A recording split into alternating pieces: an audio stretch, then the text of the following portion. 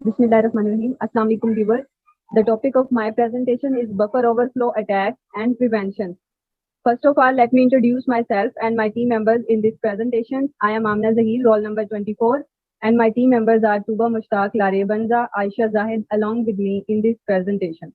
So before moving toward the buffer overflow attack and prevention, first of all, I would like to define basically what is buffer. तो पहले ये मैं define कर दूं कि buffer होता क्या है। बफर बेसिकली एक टेम्परेरी स्टोरेज ऑफ मेमोरी है जिसपे हम टेम्परेरी तौर पर अपने डाटा को स्टोर करते हैं जब भी वो कहीं एक लोकेशन से किसी दूसरी लोकेशन पे मूव कर रहा होता है। इसको मैं इस तरह से एक्सप्लेन करती चलूँ कि लेट्स सपोज हम कोई भी एक प्रोग्राम बनाते हैं, कोई भी कोडिंग करते हैं, प्रोग्राम बनाते हैं, तो जब वो कंपाइल होता है, कंपाइल होके वो लो लेवल लैंग्वेज में जाता है, देन उसके बाद वो शिफ्ट होता है मेन मेमोरी में। जब वो कंपाइल होता है, लो लेवल लैंग्वेज में जाता है, तो टेम्परेरी तौर पर हम उसको स्टोर करते हैं, वो बफर में स्टोर करते हैं। लेट्स सपोज कोई हम अरिथमेटिक ऑपरेशन परफॉर्म कर रहे हैं, कोई एक फंक्शन बनाया है जिसमें अरिथमेटिक ऑपरेशन परफॉर्म होना है, लेट्स सपोज मल्टीप्लिकेशन का। तो अब होगा क्या कि दो नंबर्स को हमने मल्टीप्लाई करवा के एक वेरिएबल में स्टोर करना है। तो अब जब हम दो नंबर्स को मल्टीप्लाई करवाएंगे तो उसको हम टेम्परेरी तौर पर कहाँ पे स्टोर करेंगे? टेम्परेरी तौर पर हम उस नंबर को मल्टीप्लाई करवा के अपने बफर में स्टोर करते हैं। इस तरह ये जो बफर है हमारे पास एक टेम्परेरी स्टोरेज ऑफ रीजन होता है। बेसिकली ये एग्जिस्ट करता है हमारी रैम में। और बफर जो है हमारे पास अनलिमिटेड नहीं होता, हमारे पास एक लिमिट स्टोरेज होती है बफर की। जब हम कोई प्रोग्राम बनाते हैं तो हमें पता है हमने यूजर से क्या इनपुट लेनी है, क्या आउटपुट शो करवानी है, क्या हमने कैलकुलेशन परफॉर्म करनी है। उसके अकॉर्डिंगली हम अपने ऑपरेटिंग सिस्टम से बफर एलोकेशन की रिक्वेस्ट करते हैं। जितना हमें बफर रिक्वायर्ड होता है उतनी बफर की मेमोरी हमें ऑपरेटिंग सिस्टम एलोकेट कर देता है। अब कोई भी सिस्टम है हमारे पास किसी भी किस्म का, तो उसमें जो उसकी जो रैम है वो बेसिकली कोई अनलिमिटेड नहीं होती। हर एक की एक लिमिटेड रैम होती है, एक लिमिटेड कैपेसिटी होती है, एक लिमिटेड स्टोरेज होती है। तो हम हमारे पास भी जो भी प्रोसेसर होंगे, जो भी सिस्टम होगी, उसकी एक लिमिटेड रैम होगी। उसके अकॉर्डिंगली हमें ऑपरेटिंग सिस्टम जो है वो बफर हमें असाइन करेगा। तो बेसिकली बफर जो है ये एक सिक्वेंशियल मेमोरी होती है। सिक्वेंशियल मेमोरी किस तरह से है मैं वो फर्दर अपनी इस प्रेजेंटेशन में एक्सप्लेन कर दूंगी। लेट्स अब ये देख लेते हैं कि बफर होप सो क्लियर हो गया होगा सबको। अब ये देखते हैं कि बफर ओवरफ्लो किस तरह आकर होता है। तो जैसे कि ओवरफ्लो आपको इसके नेम से पता चल रहा है, ओवरफ्लो होना यानी कि जब हम कोई भी ऐसा डाटा, इतनी अमाउंट ऑफ डाटा जो है वो अपने बफर में स्टोर करने की कोशिश करेंगे जो कि उसकी कैपेसिटी से ज्यादा है, तो बफर क्या होगा? ओवरफ्लो हो जाएगा। जितने के लिए हमने बफर एलोकेट किया है, जितने अमाउंट ऑफ डाटा के लिए, उससे ज्यादा का डाटा अगर हम ट्राई करेंगे उसमें फीड अप करवाने की, उसमें स्टोर करने की, तो हमारा बफर जो है वो ओवरफ्लो हो जाएगा, यानी ओवररन हो जाएगा। मैंने अभी आपको बताया था कि बफर जो है वो एक लिमिटेड स्टोरेज होती है। एक हमें ऑपरेटिंग सिस्टम की तरफ से एक लिमिटेड बफर मिला होता है, एक स्पेसिफिक अमाउंट ऑफ बफर जो है वो एलोकेट किए जाते हैं। तो जब भी जितनी कैपेसिटी हमने बफर को दी हुई है, जितनी अमाउंट हम के लिए हमने उसको एलोकेट किया हुआ है, उससे ज्यादा का अगर हम डाटा उसमें स्टोर करने की कोशिश करेंगे तो ऑब्वियसली हमारा जो डाटा है वो ओवरफ्लो हो जाएगा। इसको एक मैं जर्नल एग्जांपल से इस तरह एक्सप्लेन कर दूं कि let's suppose I have a bottle of water. You can say कि उसमें एक लीटर ऑफ वाटर की कैपेसिटी है, लेकिन मैं उसमें क्या करती हूँ कि 2 लीटर पानी डाल देती हूँ। अगर मैं 2 लीटर पानी डालती हूँ तो 1 लीटर तो नॉर्मली उसमें फिल हो जाएगा, बट जो अदर लीटर है मेरे पास एक्स्ट्रा अमाउंट ऑफ वाटर, वो क्या होगा? वो ओवरफ्लो कर जाएगा। Same with the case in buffer. Buffer में भी इसी तरह होता है कि जब भी मेरा जो डाटा है एक्स्ट्रा होगा तो वो क्या करेगा? वो एडजेसेंट मेमोरी पे या कहीं पे जाके ओवरराइट हो जाएगा, वो ओवरफ्लो कर जाएगा। अब इसको मैं एक एग्जांपल के थ्रू इस तरह एक्सप्लेन कर दूं कि लेट्स सपोज कोई भी वेब सिस्टम है, कोई भी एप्लीकेशन है जिसमें हम लॉग इन करते हैं। लॉग इन करने के लिए क्या हमें रिक्वायर्ड होता है? पासवर्ड रिक्वायर्ड होता है या फिर यूजर नंबर रिक्वायर्ड होता है। लेट्स सपोज के हमें जो बैकएंड पे हमने कोडिंग की हुई है उसके लिए हमने पासवर्ड के लिए 8 बाइट की मेमोरी जो है बफर को वो एलोकेट की हुई है। अब यूजर क्या करता है? यूजर बेसिकली ये करता है कि अगर तो वो 8 बाइट की हमें इनपुट देता है तो नॉर्मली क्या होगा? वो बफर में जाके नॉर्मल हमारे बफर में स्टोर हो जाएगी, नॉर्मल एग्जीक्यूशन होगी प्रोग्राम की। इन केस के अगर जो हमारे पास यूजर है वो इनपुट 8 बाइट से ज्यादा की दे देता है तो फिर क्या होगा? फिर वो हमारा बफर ओवरफ्लो हो जाएगा। अब मैंने आपको बताया था कि बफर जो है रैम में सिक्वेंशियल मेमोरी होती है, तो जो ओवर राइट हुआ है डाटा वो कहाँ जाएगा? वो जो ओवर अमाउंट ऑफ डाटा है एक्स्ट्रा कहाँ जाएगा? अब सिक्वेंशियल मेमोरी है तो जो एक्स्ट्रा अमाउंट ऑफ डाटा होगा वो हमारा ओवर राइट हो जाएगा टू द नेक्स्ट बफर। अब जो बफर हमने एलोकेट किया हुआ है वो किसी और प्रोसेस के लिए था। अब मैंने आपको प्रोसेस बेसिकली क्या होता है? जब भी कोई प्रोग्राम रनिंग फॉर्म में हो, एग्जीक्यूशन फॉर्म में हो, तो दैट्स कॉल्ड प्रोसेस। अब जो एक बफर था वो एक स्पेसिफिक प्रोसेस के लिए था एंड अदर बफर किसी और प्रोसेस के लिए था। अब जब हमारा data extra amount of data था वो एडजेसेंट मेमोरी पे जाके ओवरराइट हो गया। हो सकता है कि पहले से वहां कोई डाटा मौजूद हो तो उसके ऊपर जाके वो क्या हो गया? ओवरराइट हो गया। इन केस अब रिजल्ट क्या होगा? बफर ओवरफ्लो तो हो गया, अब इसका रिजल्ट क्या होगा? One of the biggest result जो हमारे पास आता है वो ये है कि हमारा जो नॉर्मल एग्जीक्यूशन है वो खराब हो जाती है, प्रोग्राम की नॉर्मली एग्जीक्यूट नहीं कर पाता, अब करप्ट हो जाता है, हमारा सिस्टम क्रैश हो जाता है। अब इसी चीज का जो अटैकर हैं वो एडवांटेज हासिल करते हैं, इसी चीज का फायदा उठाते हैं। जब भी हमारा बफर ओवरफ्लो होता है तो वो बेसिकली क्या करते हैं, मलिशियस कोड इंजेक्ट कर देते हैं जानबूझ के। सबसे पहले वो ये जानने की कोशिश करते हैं कि हमारा जो मेमोरी लेआउट है वो क्या है। लेट्स सपोज के अब हमने जो बफर के लिए जितनी 8 बाइट की मैंने आपको एग्जांपल दी कि हमने एलोकेट किया हुआ था, उससे ज्यादा की अगर हम इनपुट करवाएंगे तो बफर हमारा क्या हो जाएगा, ओवरफ्लो हो जाएगा।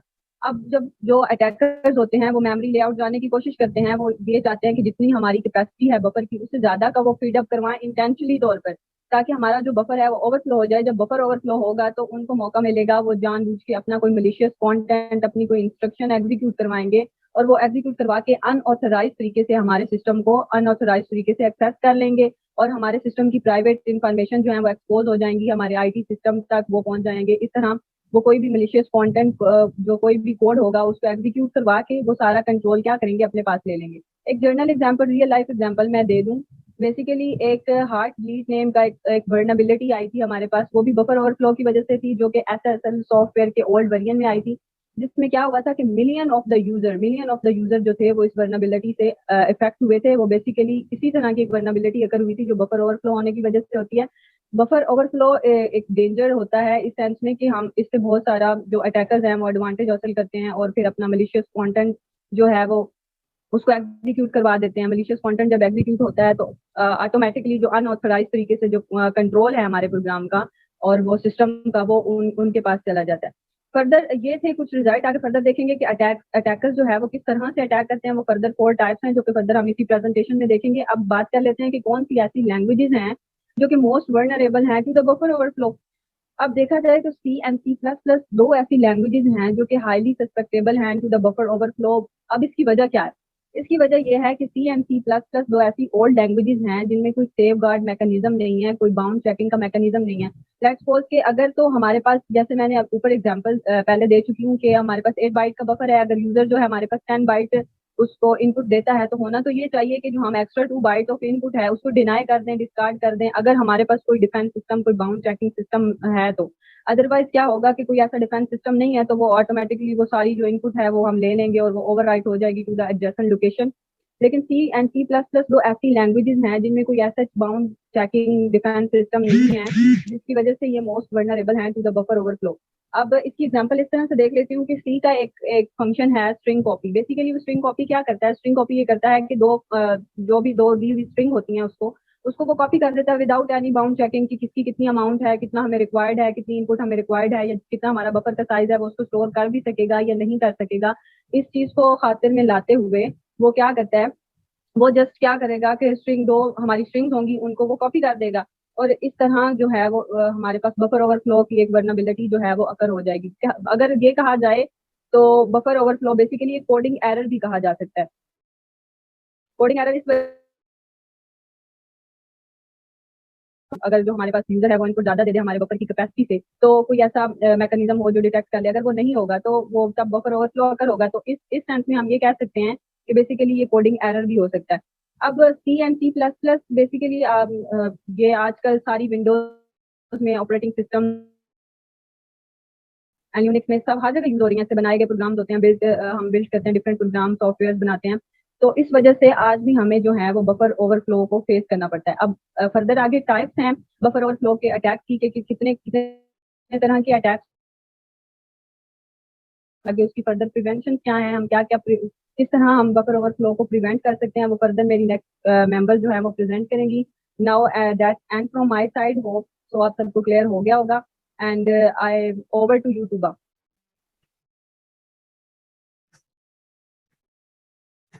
Assalamu alaikum. The topic of my discussion is types of buffer overflow attacks.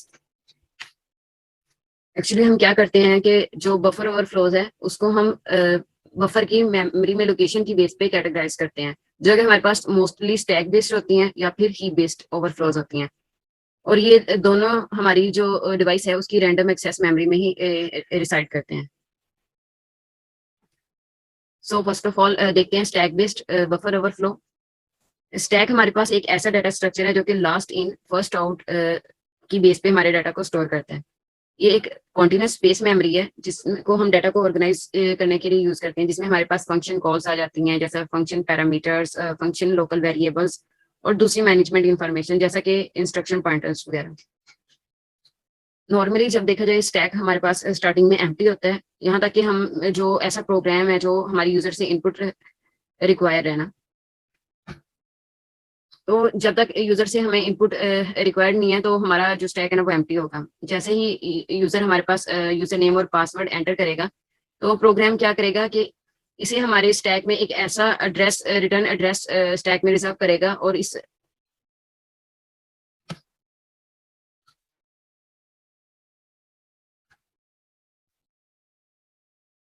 क्या कह रही हो? जब हम उस यूजर नेम और पासवर्ड को स्टैक में स्टोर करेंगे तो हमारे पास एक रिटर्न मेमोरी एड्रेस रिसीव होगा। तो ये और उस इनपुट को क्या करेंगे कि स्टैक के टॉप पे रख देंगे।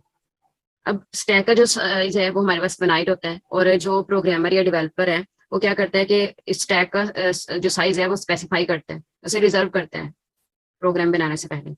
और अगर जो हमारी इनपुट है यूजर की वो उस जो प्रोग्रामर या डेवलपर ने साइज रिजर्व किया उससे ज्यादा होती है ना हमारी जो इनपुट है, तो हमारा क्या करता है कि स्टैक ओवरफ्लो कर जाता है। और अगर या फिर ये हो सकता है कि हमारी इनपुट इतनी है, हमारा प्रोग्राम वेरीफाई नहीं कर रहा कि वो उसमें फिट आ सकती है या नहीं, तो फिर भी हमारा जो स्टैक है वो ओवरफ्लो कर जाएगा। लेकिन ये बेसिकली हमारे पास इतनी बड़ी प्रॉब्लम नहीं है, लेकिन ये हमारे पास प्रॉब्लमेटिक बन सकता है अगर इसमें कोई मलिशियस कोड इंजेक्ट कर दिया जाए। नेक्स्ट इसकी एग्जांपल देखते हैं। यहाँ पे हमारे पास नॉर्मल एग्जीक्यूशन हो रही है। क्या है कि जब हमारे पास नॉर्मल एग्जीक्यूट होता है तो जो हमारा अगर हम डाटा एक्सेस कर रहे हैं तो जब हम उस डाटा को एक्सेस करेंगे हमें स्टैक में से उसका नॉर्मल एड्रेस रिट्रीव होगा और हम इसी उस डाटा को एक्सेस कर सकेंगे। लेकिन जब हमारे पास बफर स्टैक ओवरफ्लो करता है तो जो मलिशियस अटैकर्स हैं वो मलिशियस कोड एंटर करते हैं और वो क्या करते हैं कि जब हमारा स्टैक ओवरफ्लो हो जाता है उसके बाद वो अपना शेल कोड या मलिशियस कोड एंटर करते हैं हमारे जो सिस्टम की परफॉर्मेंस को डिस्टर्ब करने के लिए। तो वो क्या करते हैं कि जो हमारा रिटर्न एड्रेस होता है ना वो उसे चेंज कर देते हैं, इसे एक्चुअल डाटा की तरफ मूव करने के बजाय जो उन्होंने मलिशियस कोड या शेल कोड इंजेक्ट किया ना उसकी तरफ रेफर कर देते हैं। जब हम उस डाटा को एक्सेस करने की कोशिश करते हैं तो वो जो हमारा शेल कोड है वो एग्जीक्यूट हो जाता है, तो जिससे हमारा जो सिस्टम है वो करप्ट हो सकता है या फिर अटैक्स वगैरह भी हो सकते हैं, जिस तरह के डिफरेंट इश्यूज आ सकते हैं हमें। Next heap based buffer overflow attack. Heap जो मोस्टली हीप हमारे पास एक ऐसा डाटा स्ट्रक्चर है जो कि डायनामिक मेमोरी को मैनेज करता है। प्रोग्रामर्स हैं वो ज्यादातर हीप को मेमोरी को एलोकेट करने के लिए यूज करते हैं जब हमारे पास कंपाइल टाइम पे मेमोरी का साइज नाउन नहीं होता। तो जब हमारे पास ये हो कि हमारा जो मेमोरी है उसका साइज इतना ज्यादा है कि वो स्टैक में फिट नहीं आ सकता, तो इस केस में भी हम हीप को यूज करते हैं। या फिर फंक्शन कॉल्स को यूज करना हो उस टाइम पे भी हम हीप को ही इस्तेमाल करते हैं, क्योंकि हमें कोई आइडिया नहीं होता कि हमारी कितनी फंक्शन कॉल्स जा सकती हैं, किस तरह से डाटा हमारे पास स्टोर होगा। तो इस वजह से हम हीप को प्रेफर करते हैं, क्योंकि डायनामिक मेमोरी इसका साइज अकॉर्डिंग टू नीड थोड़ा एक्सटेंड भी हो सकता है। लेकिन जो हमारे पास हीप बेस्ड है ये इसके जो चांसेस है ना ओवरफ्लो होने के ये बहुत कम होते हैं। जैसे कि ये कुछ देर पहले की बात है कि हीप बेस्ड वल्नरेबिलिटी अकर हुई थी गूगल क्रोम में ना, जिसे zero day bug discovered in Google Chrome के नेम से भी डिफाइन किया जाता है। अब जीरो बेस्ड बग डिस्कवर्ड का मतलब हमारे पास क्या है कि जो हमारा बग अगर डिस्कवर हुआ है और अटैक करने की ड्यूरेशन है ना वो मिनिमम 1 डे हो, तो ये हमारे पास जीरो डे बग कहते हैं। तो इसका ये है कि जो जिसे भी इस बग के बारे में पता चलता है वो जिस कंपनी या जिस सॉफ्टवेयर के रेलिवेंट है ना वो उनको ये इंफॉर्मेशन दे दी जाती है कि आपका ये एरर आ रहा है इस चीज में। तो वो एक ड्यूरेशन होती है कि मिनिमम 60 डेज के अंदर अंदर उसे रिजोल्व करना होता है। अगर वो रिजोल्व हो जाए तो ठीक है, अगर उसके बाद पब्लिकली अनाउंस कर दिया जाता है। तो ये है कि इसमें स्टैक बेस के अगर कंपैरिजन में देखा जाए तो इसके हीप के ओवरफ्लो होने के चांसेस बहुत कम होते हैं। Next integer overflow attack. हमारे पास जो मोस्ट प्रोग्रामिंग लैंग्वेजेस हैं वो क्या करती हैं कि इंटीजर्स के मैक्सिमम साइज को डिफाइन कर देती हैं, और जब भी इसका वो साइज है स्पेसिफिक साइज को डिफाइन कर दिया गया इससे जो वैल्यूज हैं या नंबर्स हैं वो एक्सीड करते हैं तो हमारे पास कोई एरर आ जाता है या उसी रेंज के अंदर कोई इनकरेक्ट आंसर आ जाता है। अब इंटीजर ओवरफ्लो का बकर होता है हमारे पास जब हम अर्थमेटिक ऑपरेशंस परफॉर्म करते हैं।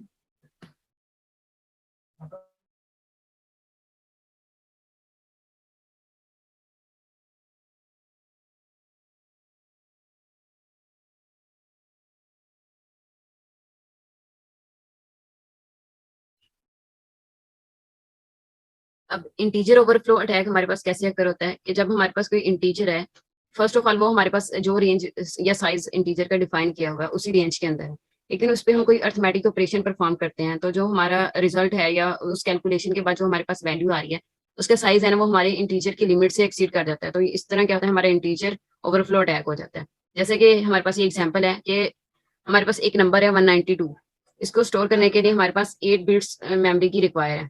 लेकिन अगर इस पे हम कोई अर्थमेटिकल ऑपरेशन परफॉर्म करते हैं, फॉर एग्जांपल हम 64 को ऐड करते हैं 192 में, तो इसका आंसर हमारे पास 296 आएगा। तो जो कि अगर इसकी बिट्स की फॉर्म में देखा जाए तो ये 9 बिट्स बनती है, जबकि हमारी मेमोरी का जो साइज था वो 8 बिट्स था। तो इस तरह क्या होगा कि अब ये इसमें फिट नहीं होगा, तो ये हमारा इंटीजर ओवरफ्लो अटैक हो जाएगा। Next, Unicode buffer overflow attacks.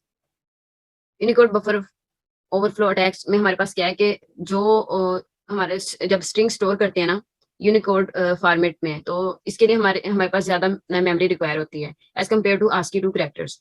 तो यूनिकोड ओवरफ्लो अटैक्स किस तरह कर होते हैं कि हमने कोई इस तरह का प्रोग्राम बनाया हुआ है जो कि आस्की टू कैरेक्टर्स के लिए रिजर्व है, लेकिन हम उसमें कोई ऐसी इनपुट देते हैं, ऐसी स्ट्रिंग देते हैं जो कि यूनिकोड की बेस पे हो, तो उसका साइज स्टोर करने उसका साइज भी ज्यादा होगा और उसको स्टोर करने के लिए ज्यादा मेमोरी भी रिक्वायर्ड होगी। तो इस तरह क्या होगा कि जब हम यूनिकोड वाली स्ट्रिंग देंगे या कोई ऐसा डाटा देंगे जिसमें यूनिकोड्स हैं, तो वो हमारा प्रोग्राम है वो बेसिकली आस्की टू कैरेक्टर्स के लिए, तो वो हमारे पास ओवरफ्लो हो जाएगी मेमोरी। तो ये हमारे पास यूनिकोड ओवरफ्लो अटैक्स में आता है।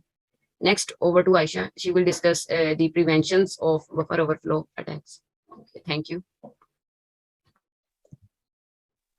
Assalamu alaikum. My name is Aisha. My roll number is 43 and my topic is about prevention of buffer overflow attack.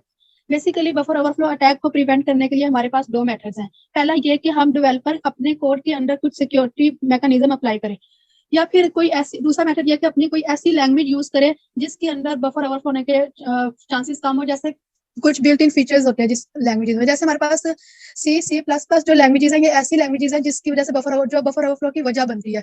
क्यों? क्योंकि यहाँ पे हमारे पास कुछ बिल्ट इन फीचर्स होते हैं, जैसे पुटफ, स्कैनफ, गेट्स, ये ऐसे बिल्ट इन फीचर्स हैं जो डेटा बफर ओवरफ्लो की वजह बनती है।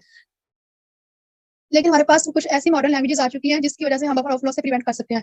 अगर हमारे पास डेवलपर ऐसी लैंग्वेजेस यूज करे, मॉडर्न लैंग्वेजेस जैसे जावा, सी हैश, पर्ल, ये ऐसी लैंग्वेजेस हैं जिसकी वजह से बफर ओवरफ्लो अटैक से बचा जा सकता है, क्योंकि इनके अंदर बिल्ट इन सिक्योरिटी फीचर्स होते हैं जो बफर ओवरफ्लो अटैक्स को प्रिवेंट करते हैं। इसके बाद नेक्स्ट है हमारे पास बेसिकली ऑपरेटिंग सिस्टम। जो मॉडर्न ऑपरेटिंग सिस्टम है वो हमारे पास ऐसे ऑपरेटिंग सिस्टम आ चुके हैं कि जो बफर ओवरफ्लो अटैक को प्रिवेंट कर सकते हैं। यहाँ पे हमारे पास basically 3 types of operating systems है, जिसके अंदर हमारे पास एक है ASLR। ASLR stand for address space randomization. ये ऑपरेटिंग सिस्टम का एक बिल्ट इन फीचर है जो मेमोरी के अंदर सेंसिटिव डेटा की मेमोरी लोकेशन को मैनेज कराता है। बेसिकली इसका काम क्या होता है, एड्रेसेस स्पेस को रैंडमाइज कर देना। जब ये एड्रेसेस लोकेशन को रैंडमाइज कर देगा, तो जो हमारे पास अटैकर होगा उसने जिस लोकेशन को फाइंड करना है, जिस लोकेशन के ऊपर जाकर उसने अटैक करना है, बफर ओवरफ्लो करना है, वहां पे उसको वो लोकेशन ही नहीं फाइंड हो सकेगी, क्योंकि ये उसको रैंडमाइज कर चुका है। जब अटैकर को वो लोकेशन ही नहीं मिलेगी जहां पे उसने अपना कोड ओवरराइड करना है, तो वो बफर ओवरफ्लो कैसे होगा? इस वजह से हमारे पास यहाँ पे बफर ओवरफ्लो होने के चांसेस कम होते हैं, क्योंकि वो जो एड्रेसेस स्पेस है वो रैंडमाइज हो चुकी होती है और अटैकर उस लोकेशन को फाइंड नहीं कर सकता जहां पे उसने अपना कोड ओवरराइड करना है। इसके बाद हमारे पास नेक्स्ट है data execution prevention. Data execution prevention भी हमारे पास ऑपरेटिंग सिस्टम का बिल्ट इन फीचर्स है। इसके अंदर बेसिकली यहाँ पे हमारे पास कैनरीज का कंसेप्ट यूज होता है। कैनरीज हमारे पास 64 बिट बाइनरीज वैल्यूज होती हैं, और ये वैल्यूज जो होती हैं ये हमारे पास जहाँ पे डेटा ओवरराइड होना है ना, वहाँ पे ऊपर होती है पहले से ही। इसके अंदर क्या होता है, जैसे ही अटैकर अटैक करता है तो हमारे पास कैनरीज वैल्यूज जो सिटी वो चेंज हो चुकी होती हैं। जैसे ही कैनरीज वैल्यूज चेंज हो जाती हैं तो हमें पता चल जाता है कि हमारा बफर ओवरफ्लो हो चुका है। अब जैसे ही बफर ओवरफ्लो हो जाता है तो अटैकर की नेक्स्ट जो होती है कोशिश वही होती है कि वो किसी तरह से सिस्टम को एक्सेस कर सके अनऑथराइज। जब जैसे ही बफर ओवरफ्लो होगा, अटैकर उसको अनऑथराइज तरीके से एक्सेस करने की कोशिश करेगा, तो उसके लिए अटैकर क्या करेगा, अपना मलिशियस कोड इंजेक्ट करेगा। अब अटैकर अपना मलिशियस कोड इंजेक्ट तो कर लेगा, लेकिन क्या होगा कि हमारे पास ये जो डेटा एग्जीक्यूशन प्रिवेंशन है, ये बिल्ट इन फीचर क्या करता है, ये हमारे पास एग्जीक्यूटेबल फाइल को नॉन एग्जीक्यूटेबल फाइल बना देता है। अब जैसे ही ये अटैकर की कोशिश होगी कि वो अपना जो डेटा का सिस्टम को एक्सेस कर सके। तो वो जो रीजन होगा वहां पे अपना कोड रन कर रहा है और वो कोड एग्जीक्यूटेबल फाइल पे तो रन होता है, लेकिन नॉन एग्जीक्यूटेबल फाइल पे कोड रन नहीं हो सकता। और जब ये डेटा एग्जीक्यूशन प्रिवेंशन जब नॉन एग्जीक्यूटेबल फाइल बना चुका होता है, एग्जीक्यूटेबल फाइल से नॉन एग्जीक्यूटेबल फाइल बन जाती है, जिसकी वजह से जो अटैकर है उसका मलिशियस कोड वहां पे रन नहीं हो सकता। इस वजह से यहाँ पे अटैक बफर ओवरफ्लो तो हो जाता है, लेकिन अनऑथराइज्ड एक्सेस जो सिटी सिस्टम की उससे बच सकते हैं। तो ये इसलिए यूज होता है। इसके बाद हमारे पास नेक्स्ट है SEHOP। यहाँ ये हमारे पास क्या है, structural exception handle override protection. ये हमारे पास ऑपरेटिंग सिस्टम का बिल्ट इन फीचर है। इसके अंदर हमारे पास क्या होता है, इसके अंदर सिस्टम के अंदर जो डिफरेंट हार्डवेयर और सॉफ्टवेयर है उसके एक्सेप्शन को हैंडल कर रहा है। जो इस सिस्टम के हार्डवेयर और सॉफ्टवेयर को हैंडल करता है, तो इसके लिए हमारे पास यहाँ पे बेसिकली ना ओवरफ्लो होने के चांसेस होते हैं। ये थोड़ा सा वीक मैकेनिज्म है, इस वजह से यहाँ पे बफर ओवरफ्लो होने के चांसेस होते हैं, और जब डेटा ओवरराइट हो जाएगा और इसकी वजह से बफर ओवरफ्लो हो सकता है। That's it, thank you. Assalamu alaikum. My name is Lari Banza, and the topic of my presentation is basically how buffer overflow is implemented. तो इसमें हम देखेंगे कि स्टैक बेस्ड बफर ओवरफ्लो कैसे जो है वो इम्प्लीमेंट किया जाता है। इसमें हम देखेंगे कि अटैक कैसे किया जाता है स्टैक को यूज करके, स्टैक बेस्ड बफर को, और फिर उस अटैक को प्रिवेंट कैसे किया जाता है। So let's have a look. अच्छा, जिस तरह हमने कहा कि हम स्टैक बेस्ड बफर ओवरफ्लो को इम्प्लीमेंटेशन देखेंगे, तो हम देख लेते हैं कि स्टैक क्या होता है और कैसे वर्क करता है। तो बेसिकली स्टैक जो है वो डाटा स्ट्रक्चर है, और इसमें लीफो यानी कि लास्ट इन फर्स्ट आउट को जो है इस्तेमाल किया जाता है, यानी कि जो लास्ट जो भी लास्ट आइटम होता है जो हम स्टैक में एंटर करते हैं, फर्स्ट जब आउट करेंगे या गेट करेंगे, तो जो लास्टली आइटम होगा उसको हम गेट करेंगे। अच्छा, अब हम देख लेते हैं कि जो ज्यादातर फंक्शंस होते हैं ना, फंक्शन कॉल, इसको स्टैक के थ्रू इम्प्लीमेंट किया जाता है, क्योंकि इसमें हमें पता है कि लोकल वेरिएबल्स होते हैं और फिर पैरामीटर्स होते हैं, फिर रिटर्न एड्रेस होता है। तो इसलिए इन सब चीज़ों को हम बफर में वन बाय वन एंटर करते जाते हैं और फिर वे रिक्वायर्ड की बेस पे इनको हम गेट करते जाते हैं। अब हम यहाँ पे जो हमारे पास एग्जाम्पल प्रोग्राम दिया गया है, इसमें हम देख लेते हैं कि एक हमारे पास वॉइड फंक्शन है और एक मेन फंक्शन है।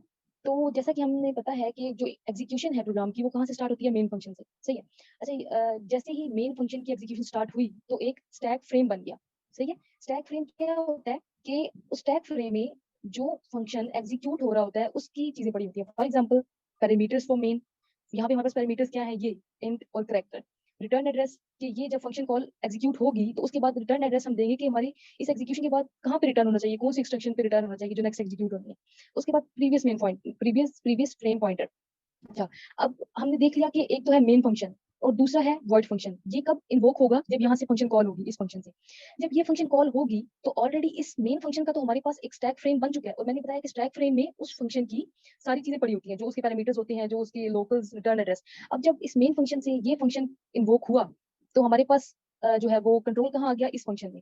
अब इस फंक्शन के लिए एक अलग से स्टैक फ्रेम जो है वो बन जाएगा, और वो स्टैक फ्रेम रहा ये, सही है। अच्छा, अब हम यहाँ देख लेते हैं कि अच्छा, मैं बता रही थी कि प्रीवियस फ्रेम पॉइंटर क्या होता है। अब जब मैंने कहा कि यहाँ पे फंक्शन कॉल हुआ तो एक न्यू स्टैक फ्रेम बन गया। अब ये जो न्यू फंक्शन है, इससे प्रीवियस हम कहाँ पे थे, इधर।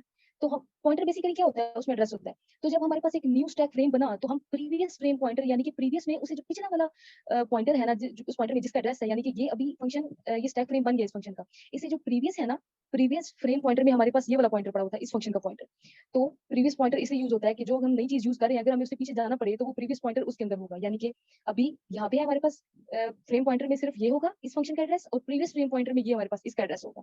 अच्छा, उसके बाद हम देख लेते हैं कि हमने कहा कि मेन एग्जीक्यूट हुआ तो ये सारी चीजें यहाँ पे इसके अंदर आ गई कि पैरामीटर्स फॉर मेन में ये इंट और कैरेक्टर, ये इसके पैरामीटर्स आ गए। रिटर्न एड्रेस में आ गया कि इस फंक्शन कॉल के बाद जो रिटर्न एड्रेस, मतलब कि नेक्स्ट इंस्ट्रक्शन जो एग्जीक्यूट होगी उसको हमने रिटर्न एड्रेस में रखवा दिया कि रिटर्न कहाँ पे करना है हमें। उसके बाद प्रीवियस फ्रेम पॉइंटर मैंने बता दिया। उसके बाद लोकल्स ऑफ मेन, तो लोकल वेरिएबल ऐसा जिसमें कोई यूज नहीं हो रहा। अच्छा, अब हम जाते हैं नेक्स्ट। जब यहाँ से फंक्शन इन्वोक हुआ तो हमारे पास जो है वो यहाँ पे आया कंट्रोल। अब यहाँ पे हमने देखा कि पैरामीटर्स फॉर फंक्शन, तो पैरामीटर में अगर हम देखें तो ये 3 इंटीजर टाइप के हमने वेरिएबल्स लिए हैं, तो ये इसके आगे पैरामीटर्स। उसके बाद रिटर्न एड्रेस कि ये कहाँ पे रिटर्न करना है हमें। अच्छा, उसके बाद प्रीवियस फ्रेम पॉइंटर में वही चीज आ गई कि जब हम नेक्स्ट फ्रेम पॉइंटर हमारे पास आएगा तो जो प्रीवियस उसे एग्जीक्यूट हो रहा होगा उसका प्रीवियस फ्रेम पॉइंटर इसमें आ जाएगा। लोकल्स ऑफ फंक्शन, अब लोकल में क्या है हमारे पास, लोकली यानी कि जो उसमें लोकल यूज हो रहे हैं। अब इसमें एक कैरेक्टर बफर, यानी कि कैरेक्टर टाइप की बफर एरे बनी हुई है जिसका साइज 5 बाइट्स है, और दूसरी buffer array character size character type की बनी हुई है बफर 2 एरे जिसका साइज है 10 बाइट, सही है। ये इसके लोकल है, लोकल ऑफ फंक्शन। अच्छा, अब हम देख लेते हैं कि हमारे पास इसका साइज है 5, इसका साइज है 10। तो अगर हम इसको एक्सेस करना चाहें तो हमें पता है कि एरे का इंडेक्स हमेशा 0 से शुरू होता है, और यानी कि ये 5 है तो 4 तक जाएगा, क्योंकि 0 से शुरू हो रहा है तो 0 भी काउंट होगा। अब इसको देख लेते हैं कि 10 है तो इसका अगर एक्सेस करना चाहें तो इसका इंडेक्स होगा शुरू 0 से और जाएगा 9 तक। अब हम देख लेते हैं कि इसमें बफर ओवरफ्लो कैसे होता है। अब मैं यहाँ पे है कि what happens when we try to access buffer 2 of 10। अभी मैंने बताया कि जो इंडेक्सेस होते हैं वो 0 से स्टार्ट होते हैं, तो ऑब्वियसली 0 से 9 हमारे पास कवर हो जाएंगी। ये तो लेंथ दी हुई है ना, लेंथ हमेशा 1 से स्टार्ट होती है और इंडेक्सेस 0 से स्टार्ट होते हैं। तो जब हमने बफर 2 ऑफ 10 को एक्सेस करने की कोशिश की और हमने उसको प्रिंट करवा लिया एक वेरिएबल में, तो हमारे पास कोई ना कोई ये एड्रेस हमें रिटर्न करेगा। अब हमें करना तो ऐसे चाहिए ना कि जब हम इसको एक्सेस कर रहे हो तो यहाँ पे हमें एक ऐसे मैसेज आना चाहिए कि आप जो है वो इसकी आउट ऑफ रेंज हो गए हो, क्योंकि मैंने बताया कि हमारे पास इंडेक्सेस हमेशा 0 से 9 होंगे अगर 10 लेंथ होगी। तो ये हमारे पास नहीं हुआ, तो इस मतलब क्या है कि जो इसका 2 ऑफ 10 है वो इसके 1 ऑफ 0 पे होगा, क्योंकि देखिए ना इसका 0 बफर 2 का जो है इंडेक्सेस कहाँ से कहाँ तक है, 0 से 9 तक। जब हम 10 को एक्सेस करेंगे तो वो तो इसकी मैदी में आ जाएगा, यानी कि ओवरफ्लो कर जाएगा। तो इसलिए यहाँ पे लिखा हुआ है कि बफर ओवरफ्लो हो जाता है कैसे, कि जब हम बफर 2 के 10th इंडेक्स को एक्सेस करेंगे तो वो कहाँ पड़ा होगा, बफर 1 के 0th इंडेक्स पे वो वैल्यू पड़ी होगी। तो इस तरह ये बफर ओवरफ्लो कर जाता है। ओके, तो भी हम जाते हैं नेक्स्ट पे। अच्छा, अब हम देख लेते हैं कि एक्सप्लॉइट या शेल कोड को कैसे इंजेक्ट किया जाता है कोड के अंदर या स्टैक के अंदर, और फिर उसको एग्जीक्यूट कैसे किया जाता है। अब हम यहाँ पे एक स्ट्रक्चर देख लेते हैं कि ये स्टैक बिफोर ओवरफ्लो है। कि फॉर एग्जांपल हमारे पास कोई फंक्शन, मैंने बताया फंक्शन के लिए हम बेसिकली स्टैक यूज करते हैं। तो हमने क्या किया कि एक फंक्शन दिया, उसके लिए ये सारा स्टैक फ्रेम बन गया, जिसमें उसके parameter, return address, frame pointers and locals of main आ गए। अब क्या होगा कि इसके पास जैसे मैंने पीछे बताया कि वो हमें डिनाई नहीं करेगा कि आप आउट ऑफ रेंज आ रहे हो, वो बफर ओवरफ्लो हो जाएगा। जब डिनाइल नहीं आएगा तो हम उसके अंदर कोई ना कोई डाटा एंटर करेंगे तो वो बफर ओवरफ्लो हो जाएगा। अच्छा, उसके बाद क्या होता है कि बफर जो हमारे पास अटैकर होता है वो क्या करता है। अब रिटर्न एड्रेस मैंने बताया था कि जैसे फंक्शन कॉल है, तो फंक्शन कॉल के बाद जो नेक्स्ट हमारे पास इंस्ट्रक्शन होती है ना, हम बेसिकली उसके लिए रिटर्न एड्रेस देते हैं कि फंक्शन कॉल के बाद जब फंक्शन एग्जीक्यूट हो जाए तो कहाँ पे रिटर्न करें। अब जो अटैकर होता है वो क्या करता है कि वो हमारे स्टैक के जो डाटा स्टैक का साइज होता है उसको देख लेता है कि कितना है, और उसको ओवरफ्लो करने की कोशिश ऐसे करता है कि वो रिटर्न एड्रेस को चेंज कर देता है। जब रिटर्न एड्रेस को चेंज कर देगा तो हमारा जो फंक्शन एग्जीक्यूट हो रहा होगा उसके बाद वो नेक्स्ट इंस्ट्रक्शन पे नहीं जाएगा। जब वो रिटर्न एड्रेस को चेंज कर देगा तो वो रिटर्न एड्रेस कहाँ पॉइंट कर रहा होगा, जो उस अटैकर ने शेल कोड हमारे जो है वो प्रोग्राम में इंजेक्ट किया होगा। उसने रिटर्न एड्रेस चेंज कर दिया, जो नॉर्मल एग्जीक्यूशन हो रही थी, फंक्शन एग्जीक्यूट होने के बाद नेक्स्ट इंस्ट्रक्शन एग्जीक्यूट हो रही थी, वो नेक्स्ट इंस्ट्रक्शन एग्जीक्यूट नहीं हुई, क्योंकि जो रिटर्न एड्रेस हमने दिया होता है वो उसको जो है वो चेंज कर देता है और उसको कहाँ पे पॉइंट कर देता है, अपने शेल कोड की तरफ। तो इस तरह ये हमारे पास एक नॉर्मल एग्जीक्यूशन होती है ओवरफ्लो से पहले, और ओवरफ्लो के बाद ये होता है कि हमारा हमारा जो कोड है वो नॉर्मली एग्जीक्यूट हो गया, लेकिन रिटर्न एड्रेस चेंज हो गया, तो उसकी एग्जीक्यूशन के बाद बफर ओवरफ्लो हुआ, क्योंकि शेल कोड जाहिर बात है वो उसकी जो हमारी स्टैक का साइज होगा उससे ज्यादा एंटर करेगा, और बफर ओवरफ्लो कर देगा, और ओवरफ्लो में रिटर्न एड्रेस को चेंज कर देगा, और जब ओवरफ्लो होगा तो रिटर्न एड्रेस इसको पॉइंट करेगा और यूजर का अटैकर का शेल कोड जो है वो एग्जीक्यूट हो जाएगा। द नेक्स्ट, अब हम देख लेते हैं कि how does attacker put the shell code on stack. अच्छा, इसका है स्टेप 1 है कि get machine codes. For example आपने जो भी शेल कोड अपने इंजेक्ट करना है उसको मशीन कोड में कन्वर्ट करना है। स्टेप 1 ये होता है, क्योंकि कंप्यूटर हमारा समझता है मशीन कोड, सही है, वो ज्यादा इजीली और बहुत स्पीडीली मशीन कोड को समझता है, क्योंकि कंप्यूटर की लैंग्वेज तो है ही मशीन कोड ना। उसके बाद स्टेप 2 है find buffer overflow location in an application, कि कौन सी ऐसी लोकेशन है आपके बफर के अंदर जहाँ पे बफर ओवरफ्लो कर सकता है। अभी मैं ये स्टेप डिस्कस कर रही हूँ, नेक्स्ट हम इसको इंप्लीमेंटेशन भी देखेंगे। अच्छा, मैंने कहा है कि स्टेप 2 में क्या करना है, हमें ऐसी लोकेशन फाइंड करनी है जहाँ पे बफर ओवरफ्लो हो सकता है। Step 3, fill up the large string with buffer addresses. Large string अभी यूज होगी हमारे जो एग्जांपल हम शेल कोड लेंगे उसके अंदर। तो कहा हुआ है कि जो बफर हमारे पास यूज हो रहा होगा उसके एड्रेसेस को लार्ज स्ट्रिंग में फिल कर देना है, ताकि कहीं ना कहीं उसके एड्रेसेस में रिटर्न एड्रेस भी होगा, और उस रिटर्न एड्रेस को चेंज करके अटैकर अपना कोई एड्रेस डाल देगा जहां पे उसने शेल कोड इंजेक्ट किया होगा, वो उसको पॉइंट करेगा ताकि वो एग्जीक्यूट हो सके। और फोर्थ स्टेप है कि आपके प्रोग्राम में जो भी आपकी स्ट्रिंग यूज हो रही है उसके अंदर आपने अपनी डिजायर्ड स्ट्रिंग जो कि मशीन कोड की फॉर्म में होगी उसको कॉपी कर देना है। अभी हमें बताया गया था कि सी या सी प्लस प्लस में एक फंक्शन होता है स्ट्रिंग कॉपी, जो कि विदाउट बाउंड चेकिंग एक जो हमारे पास सोर्स स्ट्रिंग होती है उसको डेस्टिनेशन स्ट्रिंग में कॉपी कर देता है, जिसकी वजह से बाउंड चेकिंग नहीं होती, और अगर उसकी साइज से ज्यादा होगा तो बफर ओवरफ्लो हो जाएगा। अभी हम देख लेते हैं एग्जांपल शेल कोड के कैसे इंप्लीमेंट होता है। बताया ना, आपका जो शेल कोड है उसको आपने मशीन कोड में लेके जाना है, तो हमारे पास जो शेल कोड था उसको हम मशीन कोड में लेके आए। ये सारा उसका ये जो करैक्टर अरे बनाई हुई है शेल कोड की, ये सारी करैक्टर अरे की फॉर्म में हमने एक ये कमांड है, ये क्या करेगी, शेल क्रिएट कर देगी। अगर यहाँ पे हम देखें तो ये एक शेल क्रिएट कर देगी। और शेल क्या होता है, एक इंटरफेस होता है जिसके साथ यूजर इंटरेक्ट करता है कंप्यूटर के साथ, और वो ज्यादातर जो होता है वो सीएमडी होता है, कमांड लाइन फॉर्म। अच्छा, नेक्स्ट हम देख लेते हैं कि हमने एक मेन फंक्शन बनाया, जैसे कि हमने कहा कि मेन फंक्शन से एग्जीक्यूशन स्टार्ट होगी, और उससे पहले हमने करैक्टर लार्ज स्ट्रिंग बनाई हुई है 128 साइज की। अब ये लार्ज स्ट्रिंग यूज होगी हमने जो है वो उसको मलिशियस कोड को इंजेक्ट करने के लिए। अब हम देख लेते हैं यहाँ पे हमने एक जो हमारी नॉर्मल एग्जीक्यूशन के लिए हमने बफर बनाया है 48 साइज का, हमने एक इंटीजर लिया एंड सो ऑन। उसके बाद हमने पॉइंटर लिया, क्योंकि मैंने कहा था कि अभी लार्ज स्ट्रिंग को हमने सारे बफर के एड्रेसेस से फिल करना है। उस बफर में कहीं ना कहीं हमारे पास रिटर्न एड्रेस होगा जिसको हमने चेंज करना है, और उसको चेंज किस तरह करना है कि वो पॉइंट करे हमारे इस शेल कोड को, ताकि इसकी एग्जीक्यूशन हो सके। अच्छा, ये हमने पॉइंटर लिया, और यहाँ पे हम क्या कर रहे हैं कि उस लॉन्ग यानी कि जो बफर के एड्रेसेस होंगे उसको हम फिल कर रहे हैं इस लार्ज स्ट्रिंग के अंदर उस लॉन्ग पॉइंटर के थ्रू। नेक्स्ट हम क्या कर रहे हैं, इस शेल कोड को लार्ज स्ट्रिंग के अंदर, यानी कि ये जो शेल कोड दिया हुआ है इसको हम इस लार्ज स्ट्रिंग के अंदर फिल कर रहे हैं।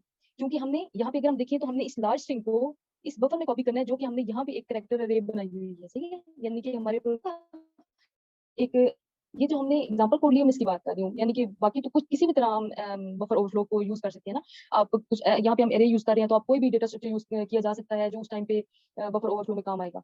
तो यहाँ पे हमने क्या किया कि यहाँ पे हम ऐसा करते हैं कि जो हमने शेल कोड लिया हुआ है उसको हम लास्ट स्ट्रिंग में कॉपी करते जा रहे हैं, लास्ट स्ट्रिंग में हम उसको इंसर्ट करते जा रहे हैं। सो यहाँ पे शेल कोड जो होगा वो लास्ट स्ट्रिंग में आके स्टोर होता जाएगा। अच्छा, यहाँ पे हमने एड्रेसेस कवर कर लिए, यहाँ पे हमने लास्ट स्ट्रिंग अपनी जो हमारी मिलिशियस स्ट्रिंग है वो हमने कवर कर ली। अब हम क्या कर रहे हैं, स्ट्रिंग कॉपी। अभी बताया गया कि स्ट्रिंग कॉपी कैसा फंक्शन है जो बाउंड चेकिंग नहीं करता। अब अगर हम यहाँ से देखें तो यहाँ पे बफर है और बफर हमारे पास कैरेक्टर अरे है, उसका साइज कितना है 48। अगर यहाँ पे देखें लार्ज स्ट्रिंग तो इसका साइज कितना है 128। तो हमें ये तो देखने से ही पता चल रहा है कि 128 is a way too long than 48 size. तो अब जैसा कि स्ट्रिंग कॉपी का करेगा बस इसको इसमें कॉपी कर देगा, लेकिन ये नहीं चेक करेगा कि इसका साइज कितना है। अब क्या हुआ कि हमारे पास स्ट्रिंग कॉपी फंक्शन एग्जीक्यूट हुआ और ये स्ट्रिंग सारी कॉपी होकर बफर में आ गई। अब बफर ओवरफ्लो कर गया। बफर ओवरफ्लो अगर यहाँ पे हमारे पास कोई बाउंड चेकिंग होती तो हमारे पास डिनाई हो जाता कि बफर के साइज से ज्यादा आप एक ऐसी स्ट्रिंग को बफर में कॉपी कर रहे हो, लेकिन यहाँ पे नहीं हुआ। तो यहाँ पे क्या हुआ कि जब ये हमारे पास एग्जीक्यूट हो गया, मलिशियस कोड सारा एग्जीक्यूट हो गया, तो हमारे पास आउटपुट जब हमने इसको ए आउट कराया, यानी कि ये जो फाइल है इसको जब हमने आउटपुट्स की देखने के लिए हमने इसको ये रन किया, तो हमारे पास क्या हुआ कि ये एक शेल बन गया। शेल मैंने बताया कि यूजर जो है वो इंटरेक्ट करता है कंप्यूटर के साथ, तो ये कमांड लाइन प्रॉम्प्ट के जैसा काम करता है। अच्छा, अब नेक्स्ट हमने इसकी एग्जीक्यूशन सारी देख ली, इंप्लीमेंटेशन देख ली कि कैसे जो है वो हम बफर ओवरफ्लो कर इंप्लीमेंट कर सकते हैं। जो मोस्ट फेमस फंक्शन है ना वो स्ट्रिंग कॉपी है। मैंने बताया कि इसमें बाउंड चेकिंग नहीं होती, तो इसलिए हमने इसको यूज किया और इसको यूज करते हुए हमने अपने मलिशियस कोड को कॉपी करके इसको एग्जीक्यूट करवाया और वो सक्सेसफुली एग्जीक्यूट हो गया और हमारा एक शेल बन गया। अब हम नेक्स्ट देख लेते हैं कि इसकी प्रिवेंशन कैसे होती है। अच्छा, अभी हमने प्रिवेंशन के टॉपिक में देखा था कि नॉन एग्जीक्यूटेबल स्टैक पेजेस। हमने कहा कि हमारे पास कैनरी वैल्यूज होते हैं, हम उसको फंक्शन में जो है वो डिफाइन कर देते हैं कैनरी वैल्यू, सही है। और हमने कहा कि हमारे पास जो बफर होता है वो सीक्वेंशियल मेमोरी होती है। सीक्वेंशियल में ये होता है कि एक सीक्वेंस में मेमोरी सारी होती है, यानी कि एक बफर है उसके बाद नेक्स्ट बफर पड़ा होगा, तो ये सीक्वेंस में सारे बफर लगे होते हैं। तो क्या होगा कि जब हमारे पास एक बफर की कैपेसिटी से ज्यादा उसके अंदर डाटा आएगा तो वो नेक्स्ट सीक्वेंस जो एडजस्ट बफर होगा उसमें जाके ओवरराइट हो जाएगा। तो हम इस प्रिवेंशन में क्या करते हैं कि जो हमने कैनरी वैल्यू ऐड की होती है, जब हमारे पास डेटा ओवरराइट हो जाता है नेक्स्ट सीक्वेंशियल मेमोरी में जाके, तो वो कैनरी वैल्यू हमने इस तरह डिजाइन की होती है कि अगर बफर ओवरफ्लो हो तो कैनरी वैल्यू चेंज हो जाएगी, क्योंकि डेटा ओवरराइट होगा तो जाहिर बात है ओवरराइट जब होगा कैनरी वैल्यू के ऊपर तो कैनरी वैल्यू चेंज हो जाएगी। मैनिपुलेट जब होगी तो उसकी वैल्यू चेंज हो जाएगी और हमें पता चल जाएगा कि हमारा बफर ओवरफ्लो हो चुका है। तो हम क्या करते हैं कि जब हमें पता चल जाता है कि हमारा बफर ओवरफ्लो हो गया है, वहां तक हमारे प्रोग्राम की जितनी एग्जीक्यूशन हुई होती है, हमें पता है कि जब बफर ओवरफ्लो होगा तो उसके बाद क्या होगा, अटैकर जो है वो अपना शेल कोड इंजेक्ट करा देगा और वो इंप्लीमेंट होगा। तो हम क्या करते हैं कि हम वो स्टैक पेजेस वहां से नॉन एग्जीक्यूटेबल बना देते हैं ताकि वो एग्जीक्यूट ही ना हो सके। जब वो नॉन एग्जीक्यूटेबल बना देते हैं, एग्जीक्यूट नहीं होते, तो ये इस तरह प्रिवेंट हो जाता है कि बफर ओवरफ्लो तो हो गया लेकिन ऐसा हो कि जो अटैकर ने कोड इंजेक्ट किया है वो इंप्लीमेंट ना हो सके और हम उसको अनऑथराइज्ड एक्सेस ना मिल सके, वो हमारे सिस्टम को कोई नुकसान नहीं पहुंचा सके। तो जब हमने ये prevention stack based buffer overflow में यूज की, हमने जो है वो शेल कोड के वाले जो पेजेस होंगे स्टैक के जहाँ पे शेल कोड होगा अटैकर का, वो हम उसको नॉन एग्जीक्यूटेबल बना देंगे, तो ये हमारे बफर ओवरफ्लो को प्रिवेंट कर देगा। और जैसा कि हमें पता चल रहा है कि हमने जब इसको इंप्लीमेंट किया तो हमें सामने लिखा हुआ नजर आ रहा है कि buffer overflow detected and terminated. जब हमने ये प्रिवेंशन यूज करते हुए इस कोड को, जो कोड मैंने पिछली स्लाइड में समझाया, तो इसी कोड को जब हमने इंप्लीमेंट किया तो हमारे पास डिटेक्ट हो गया कि बफर ओवरफ्लो हो गया, उसको टर्मिनेट कर दिया गया। यानी कि पिछली स्लाइड में था हमारे पास कि एक शेल बन चुका है, लेकिन यहाँ पे शेल नहीं बना क्योंकि वो टर्मिनेट कर दिया गया वहीं से जहां से यूजर अटैकर का शेल कोड इंप्लीमेंट होना था, वहीं से वो नॉन एग्जीक्यूटेबल बन गया स्टैक पेज और ये टर्मिनेट हो गया। सो होप सो आपको समझ आ गई होगी कि बफर ओवरफ्लो क्या होता है, स्टैक बेस्ड बफर फ्लो कैसे इंप्लीमेंट होता है और उसको हम कैसे प्रिवेंट कर सकते हैं। सो या thank you all of you.